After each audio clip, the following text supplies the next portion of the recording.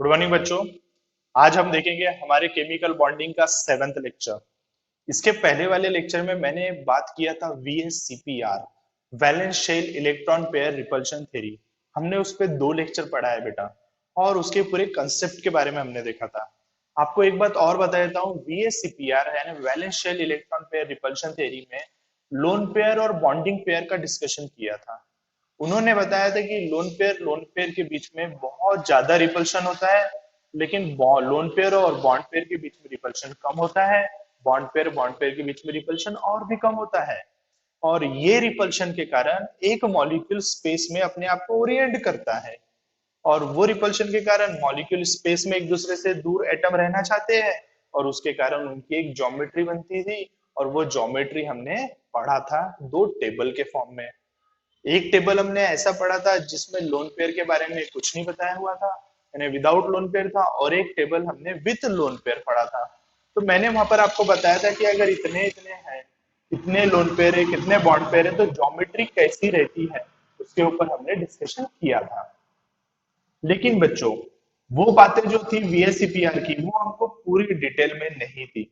सिर्फ ज्योमेट्री के रिस्पेक्ट में अगर देखा जाए तो बहुत हद तक सही थी। लेकिन बच्चों, अब हमको देखना है बॉन्डिंग के पीछे गए कि कोवेलेंट बॉन्ड बनता कैसे है। मैं आज जो बता रहा हूं बच्चों, आपको कोवेलेंट बॉन्ड के बारे में बता रहा हूं, और कोवेलेंट बॉन्ड बनता कैसे है। और कोवेलेंट बॉन्ड तो बनता है शेयरिंग ऑफ इलेक्ट्रॉन से, और इसके बारे में मैंने कुछ पहले भी बता दिया था। तो शेयरिंग ऑफ इलेक्ट्रॉन होता है, तो शेयरिंग ऑफ इलेक्ट्रॉन कैसे होता है, इसके बारे में आज हम पढ़ेंगे हमारे वैलेंस बॉन्ड थ्योरी में। तो आज की जो थ्योरी है बेटा हमारी, उस थ्योरी को बोलते हैं वैलेंस बॉन्ड थियरी। ठीक है बच्चों, वेरी इंपॉर्टेंट थ्योरी है। और ये वैलेंस बॉन्ड थ्योरी को हम शॉर्टकट में बोलते हैं VBT। ठीक है, वैलेंस बॉन्ड थ्योरी, VBT। ये जो थ्योरी है बेटा, इसने हमको बात किया है कोवेलेंट बॉन्ड फॉर्मेशन के बारे में, इसने हमारे से डिस्कस किया है। इसमें हम पढ़ेंगे कोवेलेंट बॉन्ड फॉर्मेशन के बारे में। आपको भी पता है कि ये शेयरिंग ऑफ इलेक्ट्रॉन से होता है। किससे होता है बेटा? शेयरिंग ऑफ इलेक्ट्रॉन से होता है। बट हाउ, कैसे होता है, ये सवाल हम सॉल्व करेंगे आज वैलेंस बॉन्ड थ्योरी से। ठीक है, तो इसमें वैलेंस बॉन्ड थ्योरी ने हमको हाइब्रिडाइजेशन भी बताया है। जो बच्चे कभी ना कभी इस वर्ड को सुना होगा हाइब्रिडाइजेशन के बारे में, तो आपको अब कुछ ज्यादा वेट करने की जरूरत नहीं। इस थ्योरी में हम हाइब्रिडाइजेशन के बारे में भी पढ़ने वाले हैं। तो देखो बेटा, वैलेंस बॉन्ड थ्योरी के अकॉर्डिंग इसके पोस्टुलेट आप साइड में उठा के रख दो। अभी पोस्टुलेट पढ़ने में टाइम पास मत करो, आपको पोस्टुलेट बाद में पढ़ना है। आज मैं तुमको पूरा कंसेप्ट बता रहा हूं। तो वैलेंस बॉन्ड थ्योरी में बच्चों हमने क्या पढ़ा था? वैलेंस बॉन्ड थ्योरी में हमको पढ़ना है covalent bond formation, sharing of electron कैसे पढ़ना है, ये मैं बताता हूं। देखो बेटा, वैलेंस बॉन्ड थ्योरी ने बोला था कि अगर कोई भी एटम या मॉलिक्यूल, कोई भी एटम अगर सिंगल बॉन्ड बनाता है, कौन सा बॉन्ड बनाता है? सिंगल बॉन्ड बनाता है, एक ही बॉन्ड बनाता है, एक ही वैलेंसी है उसकी, एक से ज्यादा बॉन्ड नहीं बना सकता, हर एक ऐसे एलिमेंट हाइब्रिडाइजेशन नहीं करते हैं। ये लोगों को हाइब्रिडाइजेशन करने की जरूरत नहीं है during the formation of only one bond या single bond. But when bond जो रहते हैं हमारे, व्हेन बॉन्ड रिक्वायर्ड 1 2 3 4, एक से ज्यादा बॉन्ड रहते हैं और ऐसे बॉन्ड फॉर्मेशन हमको रिक्वायर्ड होती है, जरूरत पड़ती है, तो at that time we need to go for hybridization. यानी सिंपल बात है, एक बॉन्ड बनाना है तो नो हाइब्रिडाइजेशन, एक से ज्यादा बॉन्ड बनाना है तो hybridization. 2 bond, 3 bond, 4 bond, 5 bond कोई एलिमेंट बनाता है तो वो करेगा हाइब्रिडाइजेशन। कोई बंदा अगर एक ही बॉन्ड बना रहा है तो वो हाइब्रिडाइजेशन करेगा क्या? नहीं करेगा। ये कंसेप्ट है अपना। ठीक है, तो अब हम देखेंगे सबसे पहले सिंगल बॉन्ड के बारे में। तो मैं पूरे VBT को 2 पार्ट में डिवाइड करता हूं। 2 पार्ट में से पहले पार्ट में हम पढ़ने वाले हैं सिंगल बॉन्ड फॉर्मेशन का, और दूसरे पार्ट में पढ़ने वाले हैं मल्टीपल बॉन्ड फॉर्मेशन का। ठीक है बच्चों, तो मैंने VBT को 2 भाग में डिवाइड कर दिया है। तो हम मैं जो पहला भाग बता रहा हूं आपको, वो किसके लिए रहेगा बेटा? ओनली सिंगल बॉन्ड फॉर्मेशन का। तो यहां पर याद रखना, इसका अपन लेते हैं सिंगल बॉन्ड फॉर्मेशन। ठीक है, इसके बारे में पढ़ना है हमको, सिंगल बॉन्ड फॉर्मेशन। चलो ठीक है बच्चों, ये तो मैं बात बता दूंगा आपको। ये बताने के पहले मुझे एक नोट बताना है आपको। नोट, तुमको तो पता ही है मैं हमेशा नोट लिखाता हूँ, नोट। तो तो ये नोट क्या है, कैसी है नोट, ठीक है बच्चों।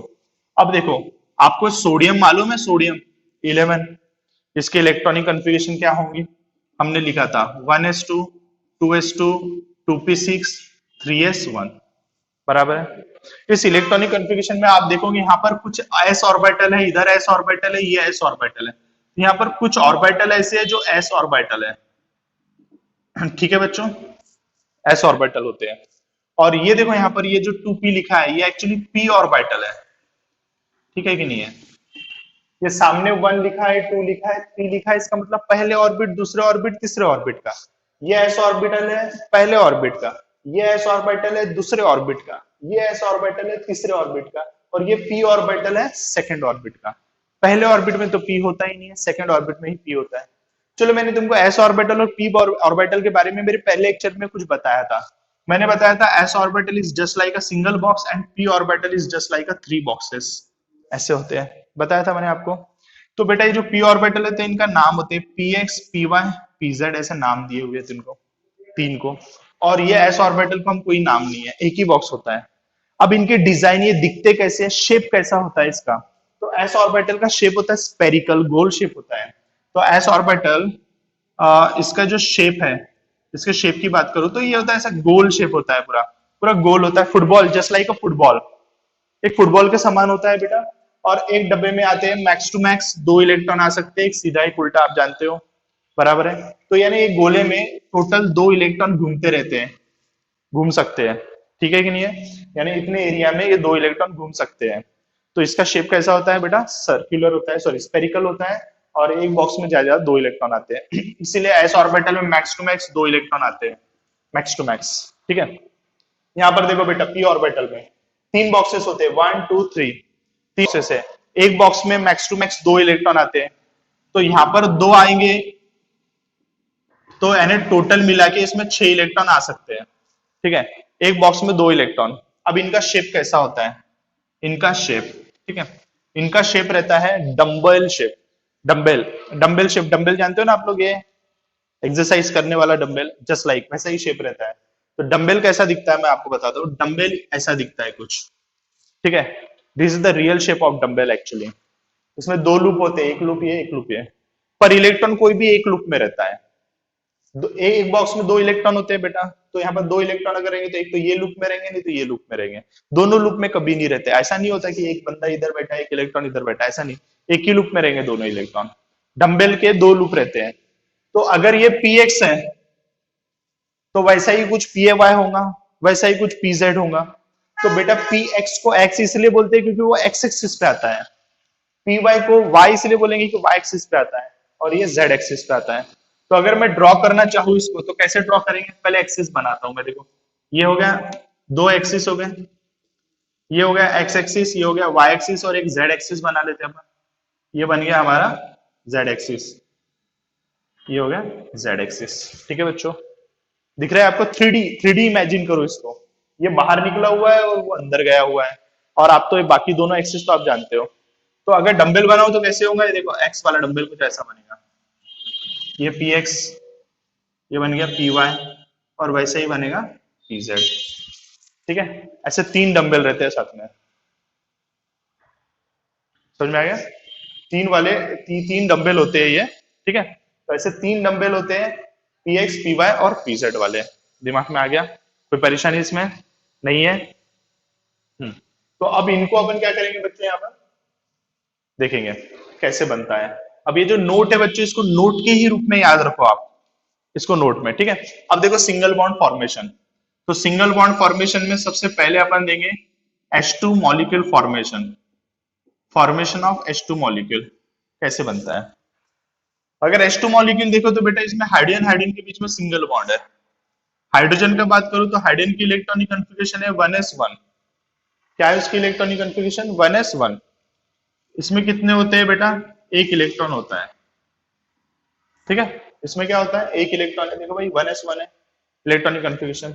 वैसा ही दूसरा हाइड्रोजन रहेगा, अनदर हाइड्रोजन, उसकी भी इलेक्ट्रॉनिक कन्फिगरेशन है 1s1, ये भी है कैसा, ये हो गया एक इलेक्ट्रॉन यहाँ पर, ठीक है। अब जैसे कि 1s का डिजाइन कुछ ऐसा होता है, ये 1s स्पेरिकल होता है बेटा, s ऑर्बिटल है तो ये उसके पास एक इलेक्ट्रॉन हो गया, और ये स्पेरिकल रहता है, उसके पास एक इलेक्ट्रॉन हो गया, ठीक है कि नहीं है, सॉरी ये इलेक्ट्रॉन हो गया ऐसा। फिर क्या होता है बेटा, ये दोनों एक दूसरे के पास आते हैं, दोनों come close to each other, बराबर है। और जब एक दूसरे के पास आते हैं तो बहुत पास हो जाते हैं, तो उस टाइम पे एक का ओरिएंटेशन ऐसा रहता है तो एक का ओरिएंटेशन चेंज हो जाता है, इसका ओरिएंटेशन ऐसा चेंज होता है। क्यों चेंज होता है? ओवरलैपिंग के लिए। सेम सेम रहेंगे तो दोनों में मैग्नेटिक प्रॉपर्टी होती है बेटा। स्ट्रक्चर ऑफ एटम नाम का एक लेसन है, उसमें मैं ये बातें बहुत डीप में पढ़ाऊंगा, और ये सब बातें भी बहुत डीप में पढ़ाऊंगा, स्ट्रक्चर ऑफ एटम। मैं अभी थोड़ा एक शॉर्ट में बता देता हूँ। ये इलेक्ट्रॉन है, इसमें मैग्नेटिक प्रॉपर्टी होती है, इसमें भी मैग्नेटिक प्रॉपर्टी होती है। इसका स्पिन होता है, अगर ये क्लॉकवाइज घूम रहा है तो ये भी फिलहाल क्लॉकवाइज घूम रहा है। जब दो मैग्नेट एक ही समान वाले पास में आते हैं तो रिपेल करते हैं, और उनको अगर पेयर होना है तो दे शुड बी अपोजिट। इसीलिए इसका क्लॉकवाइज रहता है, तो ये अपने आप को जब पास में आता है तो एंटी क्लॉकवाइज करता है, अपोजिट कर देता है। और बाद में ये दोनों कैसा होता है बेटा, ओवरलैप होते हैं, जस्ट लाइक हो गया ओवरलैपिंग। तो एक इलेक्ट्रॉन ऐसा, एक इलेक्ट्रॉन ऐसा, ये बीच में आ गया। ये एक हाइड्रोजन था, ये एक हाइड्रोजन था। तो बच्चों यहाँ पर हमारा एक बॉन्ड बन गया एच डैश एच का। समझ में आया कि नहीं आया? क्लियर है? तो यहाँ पर सिंगल बॉन्ड बना, एक ओवरलैपिंग हुई, सिंगल बॉन्ड बना। हमारा वीबीटी बोलता है जितनी ज्यादा ओवरलैपिंग होगी। कब ओवरलैपिंग? ज्यादा ओवरलैपिंग किसको बोलते हैं? यहाँ पर देखो बेटा, ये जो ओवरलैपिंग हुई इतनी हुई है, ज्यादा ओवरलैपिंग वाला एक एग्जांपल ऐसा ही बता सकता हूँ, ये देखो बहुत ज्यादा ओवरलैपिंग हुई। तो जितनी ज्यादा ओवरलैपिंग होंगी उतना स्ट्रॉन्ग बॉन्ड रहेगा, ऐसा हमारा वीबीटी का मानना है, वैलेंस बॉन्ड थ्योरी का कहना है। और वैलेंस बॉन्ड थ्योरी ने बोली थी कि अगर सिंगल बॉन्ड बनता है तो ओवरलैपिंग होती है, और मैंने आपको ओवरलैपिंग बता दिया यहाँ पर। ठीक है बच्चों, क्लियर है? मैं समझता हूँ आपको इतना दिमाग में बैठ गया होगा।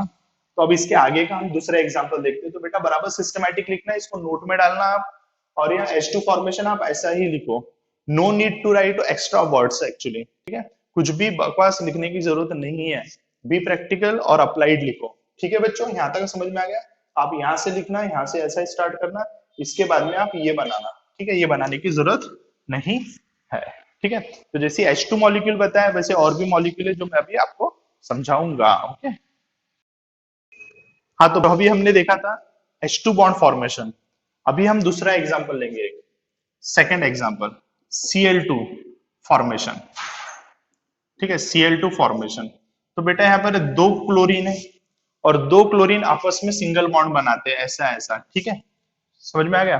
तो देखो बच्चों, इसमें कैसा होता है, जो क्लोरीन रहता है उसके पास रहता है 17 इलेक्ट्रॉन। तो इसकी इलेक्ट्रॉनिक कॉन्फ़िगरेशन होगी 1s2 2s2 2p6 3s2 3p5। ठीक है बच्चों, तो अब देखो बेटा, ये तो पूरा फील्ड है। एस में दो इलेक्ट्रॉन आते हैं और यहाँ पर दो ही है। एस में दो आते, पूरा भरा है, दो इलेक्ट्रॉन है।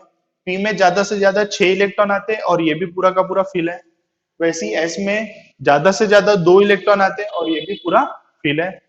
पी में 6 इलेक्ट्रॉन आते हैं लेकिन 5 है, यानी ये थोड़ा इनकम्प्लीट है। तो एक काम करते हैं बेटा, इसको मैं ड्रॉ करता हूँ। ठीक है, इसको ड्रॉ करता हूं, तो ये है, इसको ड्रॉ करना है। पी बोले तो 3 बॉक्स होते हैं कुछ ऐसे, एक पी एक्स वाला होता है, एक पी वाई वाला होता है, एक पी जेड वाला होता है। ठीक है, 5 इलेक्ट्रॉन इसमें अरेंज करना है। तो 5 में से पहले सिंगल डालने का, फिर पेयर करने का। तो ये देखो, पहला इलेक्ट्रॉन, ये दूसरा इलेक्ट्रॉन, ये तीसरा इलेक्ट्रॉन, ये चौथा इलेक्ट्रॉन, ये पांचवा इलेक्ट्रॉन। ये सभी इलेक्ट्रॉन, ये पेयर्ड है, ये पेयर्ड है। जो अनपेयर्ड होता है, जैसे बेटा ये अनपेयर्ड इलेक्ट्रॉन है, ये कैसा इलेक्ट्रॉन है? अनपेयर्ड इलेक्ट्रॉन होता है। जो बेटा अनपेयर्ड इलेक्ट्रॉन रहता है वही बॉन्ड फॉर्मेशन का काम करता है, क्योंकि वही शेयरिंग कर सकता है। ये तो ऑलरेडी शेयर करके बैठे अपने पार्टनर के साथ में, यही पेयरिंग करने का, यही शेयरिंग करेगा, बराबर है कि नहीं है? तो इसीलिए पीजेड में है। तो क्लोरीन के पास में एक इलेक्ट्रॉन है, वो भी किसमें? पीजेड में। तो एक काम करते हैं, मैं पीजेड को ऐसा बना देता हूँ टेम्पररीली। अब जेड एक्सिस जरूरी थोड़ी ना है ब्लैक बोर्ड से बाहर निकाल के बनाऊं, मैं ऐसा भी बना सकता हूँ। और ये हो गया हमारा पीजेड, और यहाँ पर ये एक इलेक्ट्रॉन बैठा है। जैसा बेटा इस क्लोरीन के पास में पीजेड में एक इलेक्ट्रॉन है, वैसे ही दूसरे क्लोरीन के पास भी पीजेड में एक इलेक्ट्रॉन है। तो और ये लोग क्या करेंगे बच्चों, बाद में फिर ओवरलैपिंग करेंगे। तो देखो इनका ओवरलैपिंग कैसा होगा, ये देखो, ये एक क्लोरीन आता है, ये आया क्लोरीन अपना इलेक्ट्रॉन लेके, बराबर है कि नहीं है? ठीक है, वैसा ही हमारा दूसरा क्लोरीन आएगा, ये दोनों क्लोरीन आ गया।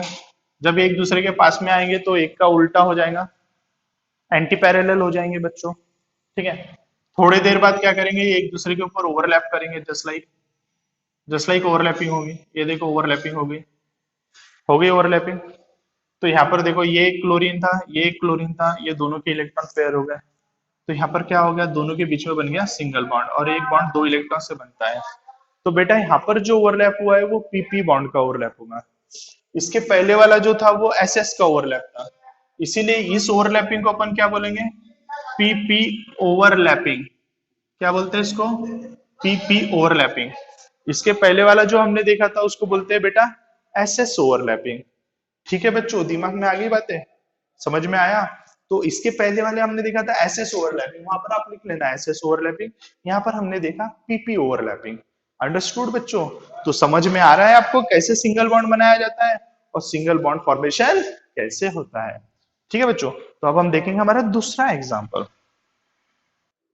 नाउ बच्चों, अब हम देख रहे हैं फॉर्मेशन ऑफ HCl मॉलिक्यूल, और ये आता है बेटा एग्जांपल है sp ओवरलैपिंग का एग्जांपल है ये एग्जांपल किसका है, sp ओवरलैपिंग।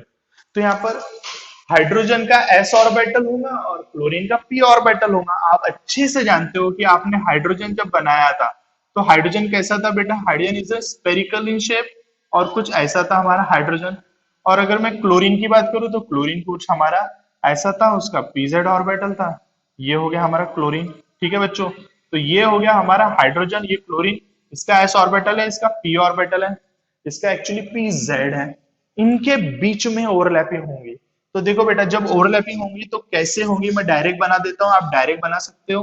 कुछ जस्ट लाइक ओवरलैपिंग होगी, इसका एक इलेक्ट्रॉन और इसका एक इलेक्ट्रॉन। पहले दोनों ये क्लॉकवाइज ऐसा ऐसा बना है तो क्लॉकवाइज समझना बेटा, क्या ऐसे ये क्लॉकवाइज स्पिन का है, ये भी क्लॉकवाइज स्पिन का है। अब ये देखो एक एंटी क्लॉकवाइज हो गया, एक अपने आप को चेंज करता है। जब तक एक क्लॉकवाइज एक एंटी क्लॉकवाइज नहीं रहेंगे तो इनका बॉन्डिंग बराबर बनेगा क्या, नहीं बनेगा। समझ में आ गया। तो यहाँ पर हो गया, तो ये हाइड्रोजन है बेटा, और ये हो गया हमारा कौन हो गया, क्लोरीन, और इनके बीच में एक बॉन्ड बन गया। तो अभी हमारा जो बॉन्ड बना वो कैसा बना, HCl बॉन्ड बना। क्या बना वो, HCl के बीच में बॉन्ड बना। तो देखो बच्चों अभी जो मैंने आपको बताया, अभी मैंने बताया वैलेंस बॉन्ड थ्योरी के बारे में। आपको एक बात और बताता हूँ, ये वीडियो आपको दोबारा देखना पड़े तो आप देखो, लेकिन अच्छे से करो, ठीक है। थोड़ा धीरे धीरे जाने दो बात को, थोड़ी हार्ड बात है, इतने आसान नहीं है। देखो बेटा, तो हमने क्या पढ़ा अभी, वैलेंस बॉन्ड थ्योरी पढ़ा। और वैलेंस बॉन्ड थ्योरी में बच्चों मैंने आपको क्या बताया, आपको बताया फॉर्मेशन ऑफ सिंगल बॉन्ड। इसमें मैंने आपको तीन एग्जांपल लिया, एक H2 का लिया, एक Cl2 का लिया और एक HCl का लिया।